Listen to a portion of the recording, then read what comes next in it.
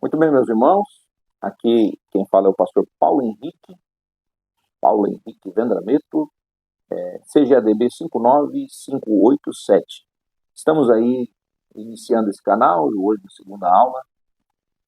Mas antes de nós iniciarmos aí essa segunda aula da Escola Bíblica Dominical, quero pedir a você que se inscreva no canal. Clique aí e encaminhe aí esse conteúdo para alguém que você conhece, para que ele também possa ter acesso a essas aulas maravilhosas, esses conteúdos inspirados por Deus divino. O Senhor instruiu os nossos mestres para nos ensinar esse assunto e estamos aí ajudando aí os nossos irmãos que de repente não pode ter um acesso aí à escola bíblica dominical, está de viagem, ou mesmo queira ouvir para poder alimentar aí alguma coisa a mais, pegar alguma sugestão a mais. Então, essa aula ela é destinada para todas as pessoas. Encaminhe esse link, ajude a gente aí, tá bom? Ajude o canal, se inscreva, encaminhe para alguém, peça para alguém se inscrever. Deus vai te abençoar. Muito bem, o propósito do nosso canal é apresentar a Escola Bíblica Dominical. Nesse trimestre estamos estudando sobre o verbo que se fez carne. Uma forma de nós olharmos Jesus pelos olhos do apóstolo João, apóstolo do amor. A lição de hoje é a lição número 2, o novo nascimento. Bom, na primeira lição, nós falamos sobre a introdução do Evangelho de João, com o propósito de revelar a natureza de Jesus de uma forma bem singular, bem específica, e ao mesmo tempo usando essa forma de apresentar Jesus para que os seus discípulos pudessem estar encorajados na fé, né? Então nós falamos especialmente sobre Jesus como o verbo de Deus e que também esse verbo de Deus, que era no princípio com Deus, que estava com Deus, que era Deus, ele se fez carne e habitou entre nós. Uma lição maravilhosa, linda, né? Nós falamos domingo passado. Trouxe luz, né? Esse verbo se encarnou, trouxe luz nas trevas e as trevas rejeitou essa luz. Aí ele deu um poder para que todos aqueles que crerem nele fossem chamados filhos de Deus. Por isso, nessa lição, a lição número 2, nós vamos estudar sobre uma das mais extraordinárias obras do Espírito Santo, muito significativa, que é a regeneração. Então, o que é regenerar? É gerar novamente. Estávamos mortos em nossas ofensas e pecados, e de repente ele, que é o dono da vida, nos coloca vida novamente, nos traz vida, nos faz reviver, regenerar, né?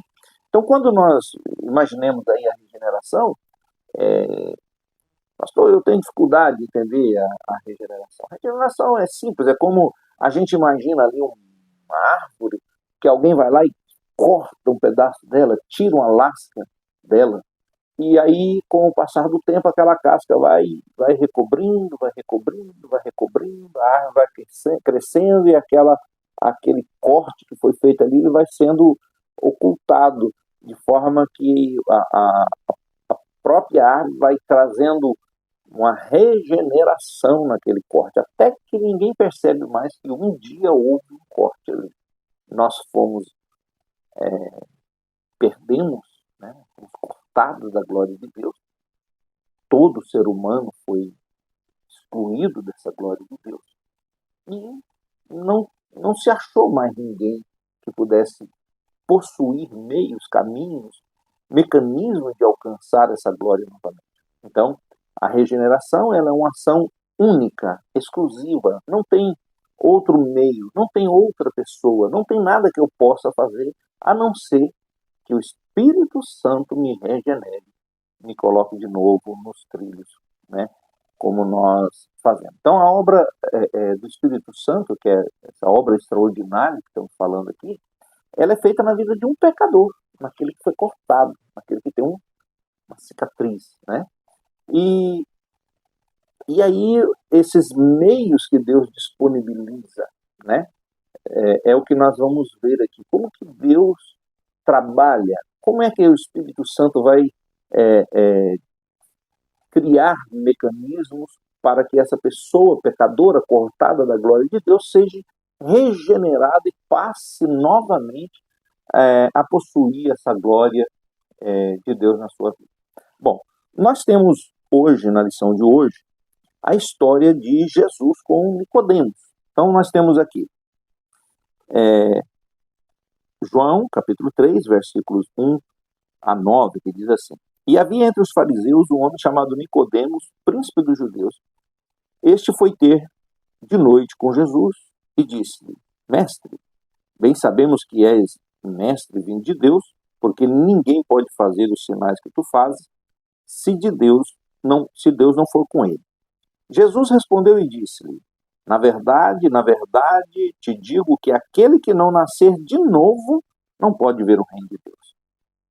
Disse-lhe Nicodemos: como pode um homem nascer sendo velho? Porventura pode tornar a entrar no ventre da sua mãe e nascer? Jesus respondeu: na verdade, te digo que aquele que não nascer da água e do Espírito não pode entrar no reino de Deus. O que é nascido da carne é carne, e o que é nascido do Espírito é Espírito.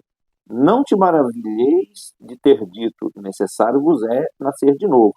O vento assopra onde quer e ouves a sua voz, mas não sabe de onde vem nem para onde vai. Assim é todo aquele que é nascido do Espírito. Nicodemos respondeu e disse: como pode ser isso? Versículo 16 de João 3 diz assim: porque Deus amou o mundo de tal maneira que deu seu Filho unigênito, para que todo aquele que nele crê não pereça, mas tenha a vida eterna.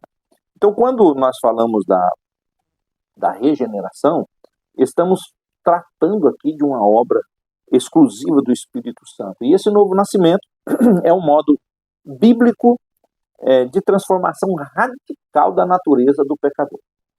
Quem era Nicodemos do texto que nós falamos aqui? Né? Era uma figura bastante conhecida em Jerusalém. Jesus, né, era uma pessoa bastante conhecida em Jerusalém, lógico. Todos conheciam, porque Jesus andava fazendo milagres extraordinários em Jerusalém. E uma das coisas que ele fez, que chamou muita atenção, foi transformar a água em vinho. Todos que estavam ali viram que foi feito um milagre. Transformar a água em vinho é uma coisa impossível, mas Jesus transforma a água em vinho, né? E quando ele começa a fazer alguns milagres, ele incomoda alguns líderes religiosos de Jerusalém. E foi nesse cenário de Jesus fazendo milagres, chamando atenção para si, líderes religiosos preocupados com esse crescimento de popularidade de Jesus, vamos dizer assim, e eles, pensando politicamente, acharam que Jesus estava querendo liderar um motim, alguma coisa, e eles estavam naquela confusão. Pessoas seguindo Jesus, vendo os milagres, fariseus, saduceus, republicanos, e tantos outros ali, herodianos, e todos ali seguindo Jesus e vendo aqueles milagres. E a Bíblia não fala, mas certamente Nicodemos deve ter visto ou participado com alguém que fora curado, que teve algum milagre acontecendo, e foi nesse momento que ele fala assim: eu preciso conversar com esse Jesus.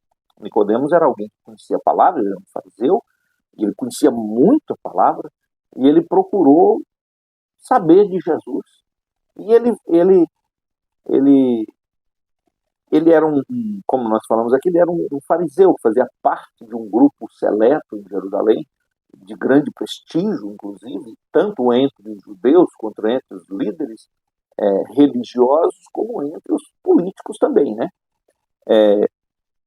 E no caso de Nicodemos, ele era alguém realmente que tinha um certo respeito do povo e tinha um certo respeito dos seus colegas fariseus. Significava que ele era alguém que detinha bastante conhecimento, bastante respeito ali pela sua bagagem que ele carregava. Então Nicodemos talvez tenha ficado envergonhado, não sei, mas ele procurou um meio de falar com Jesus, e ele vai de noite, no escuro, né, questionar Jesus e fazer algumas perguntas e tentar entender o que Jesus estava fazendo.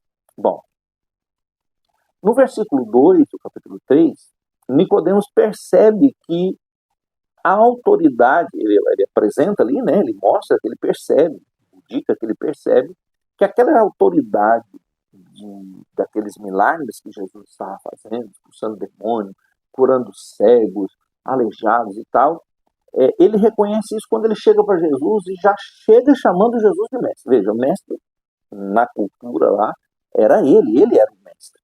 Ele era um fariseu, ele era alguém que conduzia as pessoas da sociedade, as pessoas do mundo político, do mundo comercial, do povo, os questionamentos em relação à lei, procuravam o mestre Nicodemos.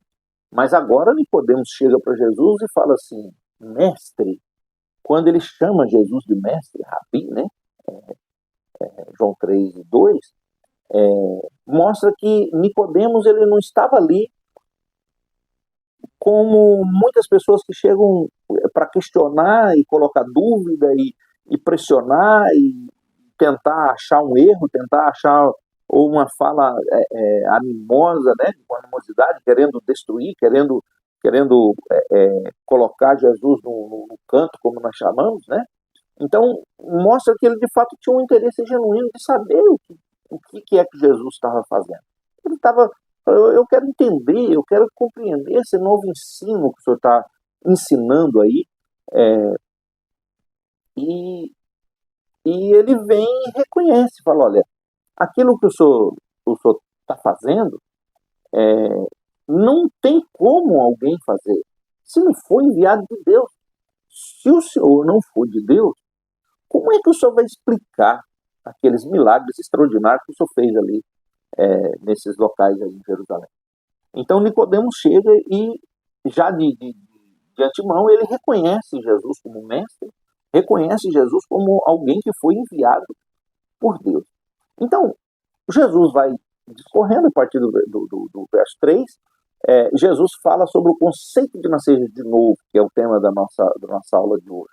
E ele coloca nascer da água e do Espírito para poder ver o reino de Deus. E isso Nicodemos ficou, e até hoje é fácil, a gente fala sobre nascer de novo, né? É fácil, todo mundo entende o que é nascer de novo, mas Nicodemos não tinha essas palavras. E Jesus chega e fala que tem que nascer de novo, nascer de novo. E aí ele fala, mas não tem como. Como que uma pessoa como eu, velho já, de idade, como que eu vou entrar no ventre da minha mãe e nascer de novo? Jesus falou, não, eu não estou falando de entrar no ventre, eu estou falando de nascer da água e do Espírito. Então, quando nós colocamos aqui nascer da água, nós estamos falando sobre água no sentido de lavar, no sentido de limpar, de purificar. Então, Jesus está falando assim, primeiro esse nascimento passa por um processo de limpeza, por um processo de lavar, de tirar, de purificar, passa por um processo de arrependimento de pecado. Depois vem nascer da água e do Espírito, e aí ele fala do Espírito como uma nova forma de viver. Primeiro, você se arrepende dos seus pecados. Primeiro, você se limpa. Primeiro, nasce da água. Depois, vem o Espírito e transforma você numa nova criatura. Que explicação genial é essa de Jesus? Deixou Nicodemos bastante interessado no assunto, né? Então, o novo nascimento, nessa palavra regeneração, significa no original grego voltar a ser gerado novamente. Então, é um termo usado na teologia, principalmente na soteriologia, que é a doutrina da salvação, para definir ou descrever o ato divino de transformar uma pessoa de dentro para fora. Então não é uma ação externa que vai fazer eu ter uma regeneração. A ideia de regeneração é gerar ou nascer de novo, e de dentro para fora. Então, é uma transformação que ocorre no interior do pecador. A expressão novo nascimento, ela está sempre ligada a essa questão da regeneração. Então, regeneração ou novo nascimento se refere a uma mudança que é realizada pela graça de Deus, não é por nós, né? Essa mudança é quando o pecador, que possui uma natureza essencialmente carnal, corrompida, caída pelo pecado, cheia de contaminação, e ele passa a ter uma nova natureza, não carnal, mas espiritual, não corrompida, mas pura, purificada e espiritualmente restaurada para servir a Deus. Então Jesus abordou esse tema com Nicodemos. Aquele que não nascer de novo não pode entrar para o reino de Deus. Aquele que não for alcançado, aquele que o Espírito Santo não trabalhar na vida dele, no sentido de convencê-lo do seu pecado, para que ele se arrependa dos seus pecados, para que ele possa ser regenerado. E tudo isso é uma ação que o Espírito Santo vai fazer na vida da pessoa. Bem, e de nós, o Espírito Santo só precisa que nós estejamos ligados ao caule, estejamos ligados a Deus. Ele só precisa que nós reconheçamos os nossos pecados, que nós aceitemos que Cristo é o nosso Salvador e ele vai começar a trabalhar na nossa vida.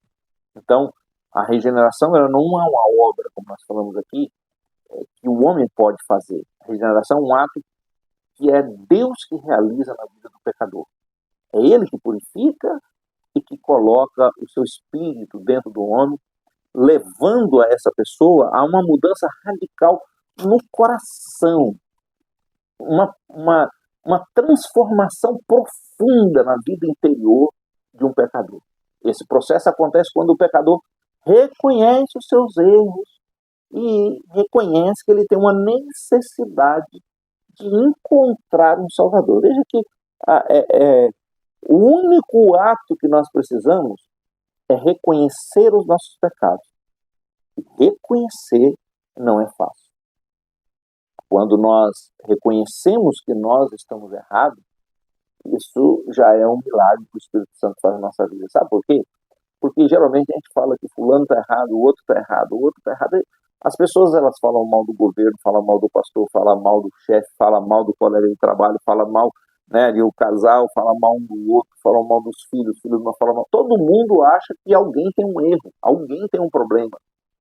E é uma obra que o Espírito Santo faz na nossa vida para que nós deixemos de olhar o problema dos outros e passemos a olhar o nosso problema e ver que nós somos pecadores. E quando nós reconhecemos que somos pecadores, então o Espírito Santo entra em ação para nos conceder uma nova vida, nos tirar dessa vida de pecador e nos transformar, então, numa nova criatura para Deus, filhos de Deus, diz o apóstolo João. Então a regeneração é uma ação puramente divina. Tiago diz assim,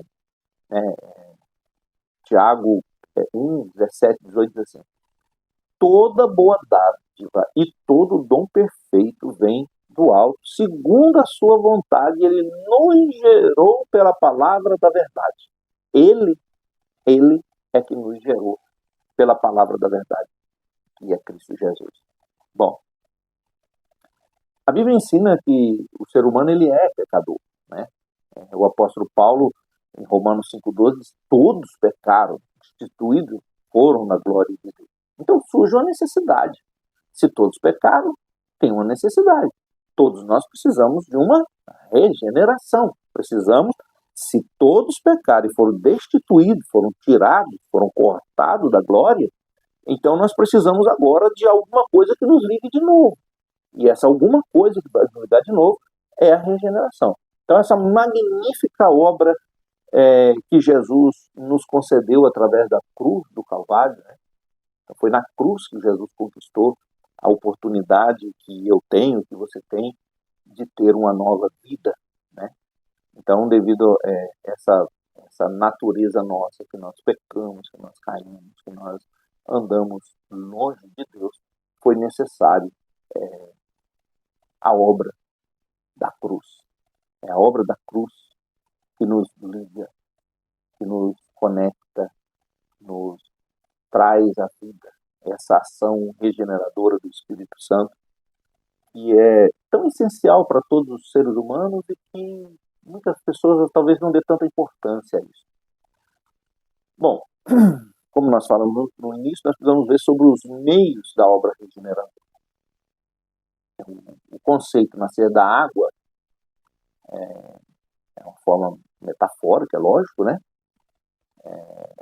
Há uma ação purificadora do Espírito Santo. Nascer da água é um processo que o Espírito Santo vai fazer de nos purificar dos nossos pecados, de nos limpar, de nos colocar com as nossas vestes limpas diante de Deus. Algumas pessoas talvez, e há também algumas religiões que interpretam que nascer da água é batizar, né? Ter as águas batismais e tal. Então, mas no contexto do que Jesus fala, não parece que seja alguma coisa física ou material. No próprio contexto que nós vemos aqui de João 3, de 1 até o 16, ele vai falar sempre de uma obra purificadora do Espírito Santo. Então, se refere àqueles que são nascidos do Espírito. Então, a nascer da água e do Espírito é uma ação que o Espírito Santo faz de limpeza para que possa ser uma nova criatura, para que possa se regenerar. Então, dessa forma, a regeneração se manifesta na vida do salvo. A gente não entende bem esse caráter misterioso da regeneração, mas é inegável. E certamente você que me ouve aí sabe disso, que aquelas pessoas que aceitam Cristo como Salvador e que vivem, têm essa experiência de um novo nascimento, que é uma ação que o Espírito Santo faz na vida dela, ela passa a ter uma nova vida em Cristo. E essa lavagem da regeneração, essa renovação do Espírito Santo, ela é patente. Só quem conhece pessoas que tiveram as suas vidas transformadas, elas vão ver que é exatamente isso que Jesus falou. Parece que aquela pessoa foi lavada, tirada. E essa regeneração, ela vai trazer de novo a pessoa para Deus. Ela vai reconectar essa pessoa para Deus.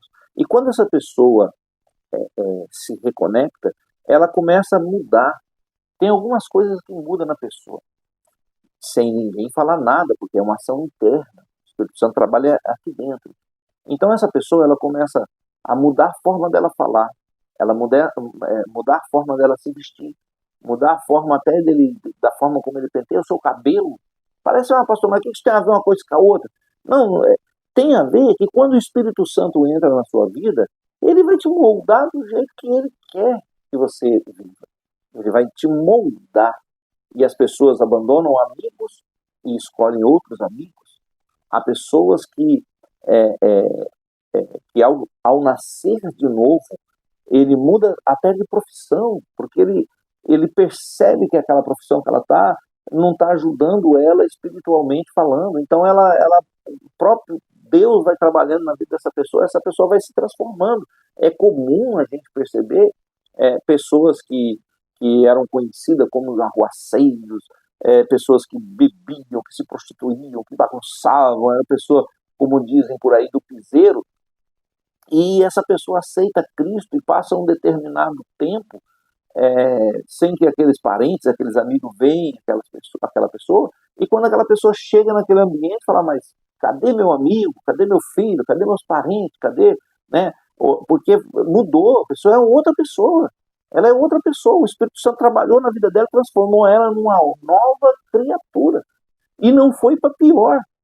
Todas as pessoas que aceitaram a Cristo, que tiveram a vida transformada pelo Espírito Santo, se transformaram em pessoas mais amáveis, pessoas honestas, pessoas ordeiras, pessoas trabalhadoras, pessoas que fazem questão de levar esse evangelho, de mostrar o quanto esse evangelho é importante, pessoas que elas perdem aquela vergonha que muitas pessoas têm de falar de Deus, elas avançam com o evangelho. Isso é a obra regeneradora que é feito pelo Espírito Santo. Bom, uma outra forma dessa regeneração acontecer, um meio usado pelo Espírito Santo, é através da palavra de Deus. Então a palavra de Deus ela tem um poder regenerador na vida do pecador. É comum também nós temos muitos testemunhos de pessoas que pegaram a Bíblia e leram um texto, ou pegaram um texto de um versículo num folheto na rua, e eles tiveram a vida delas transformada com uma frase, com um texto da Bíblia Sagrada. Não dá para explicar esse poder da palavra, esse poder transformador, regenerador da palavra. Mas o apóstolo Pedro fala, em 1 Pedro 1,23, que nós somos de novo gerados, não gerado de semente corruptível, não da carne, do sangue, mas gerado de uma semente incorruptível, que é a palavra de Deus viva que permanece para sempre. A palavra de Deus gera em nós novamente, nos regenera, gerados de novo, como diz o apóstolo Pedro. Tiago, nós lemos também que pela sua vontade Deus nos gerou pela palavra da verdade. Tiago 1,18. Então, o Novo Testamento, de modo geral, ele apresenta aí, de uma forma muito clara, esse caráter regenerador da palavra de Deus. Por isso que a palavra de Deus é tão poderosa, viva e eficaz, como diz em Hebreus 4. E ela sempre vai alcançar um lugar, por mais profundo que seja na vida do pecador, para pegar essa mensagem com poder e alcançar o interior. Ela é apta para discernir pensamentos e intenções, e ela penetra até a divisão de alma e espírito. A palavra de Deus, ela é poderosa. Ela é a semente que o Espírito Santo usa, né, para gerar uma nova criatura num pecador todo torto, né? Então, um outro meio é a vontade soberana de Deus. A palavra de Deus ensina que a intenção de Deus, né, a intenção divina, é que todos os seres humanos alcancem a salvação e cheguem ao conhecimento da verdade. 1 Timóteo 2, 3 e 4. Então, o plano da salvação revela essa vontade perfeita de Deus, desejando que ninguém seja condenado eternamente, também explicado aí por Pedro, em 2 Pedro 3 e 9. Só que essa vontade, Deus não nos obriga, né? Então, segundo a sua vontade permissiva, ele permite, ele dá liberdade para as pessoas. E essas pessoas, elas podem decidir se elas buscam ou não esse perdão divino. E, buscando o perdão, alcançam a misericórdia, a vida eterna. Então, o ser humano, ele não pode escapar de tomar essa decisão. Ele quer Deus, ele não quer Deus. Veja, na fala de Jesus, a regeneração é uma obra completa do Espírito Santo. A gente só tem que aceitar Jesus como seu Salvador. A gente só tem que confessar nossos pecados diante dele, mostrar quão insuficiente nós somos para alcançar algo tão grande como é a regeneração. Não conseguimos, não conseguiremos de forma alguma ser regenerados por conta própria.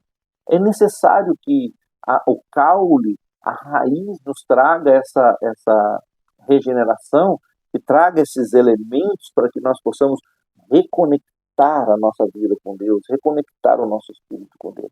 Então, a obra da regeneração do Espírito Santo, ela vai facilitar o pecador para que o pecador possa ter uma participação na natureza divina. Olha só que lindo. Que lindo isso. Nós vamos reconectar com Deus.